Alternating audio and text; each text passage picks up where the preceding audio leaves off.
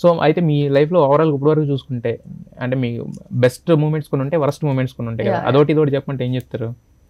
Best moment అంటే ఇంతవరకు అంత సూపర్ బెస్ట్ మూమెంట్ ఏం రాలే.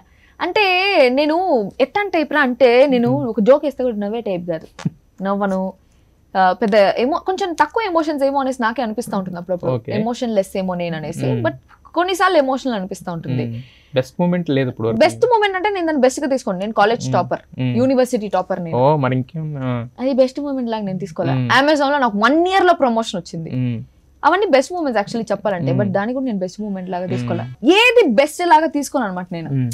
ఏదైనా పెద్ద అవార్డు వస్తే కూడా, నేషనల్ అవార్డు, ఆస్కర్ అవార్డు వస్తే కూడా ఆస్కర్ అవార్డు వచ్చింది కదా అనుకుంటా, కానీ దాన్ని నేను బెస్ట్ మూమెంట్ లాగా మరి అంత కాదు ఏమో. మరి నేను బెస్ట్ అనేసి ఏది తీసుకోను. వర్స్ట్ మూమెంట్ అంటే నాకు చాలా సపోర్టివ్ గా ఉండే ఒక అన్న కోవిడ్ లో చచ్చిపోయినాడు. చాలా సపోర్టివ్ గా ఉండేది. ప్లస్ మా డూడో కూడా చచ్చిపోయింది అనమాట.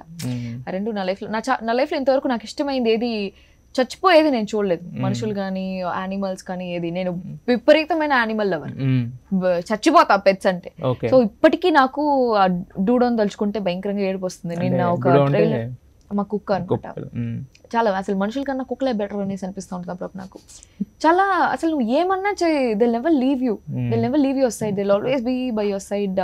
చాలా ప్రేమ చూపిస్తానే ఉంటాయి. నువ్వు ఎంత క్రూరుడు అయినా సరే నీకు ప్రేమ చూపిస్తూ ఉంటాయి. సో అది ప్లస్ మా అన్న ఒక అన్న చాలా నా ఓన్ బ్రదర్ లాగా. ఇంకా కోవిడ్ టైంలో చచ్చిపోయినాడు, టక్కన చచ్చిపోయినాడు.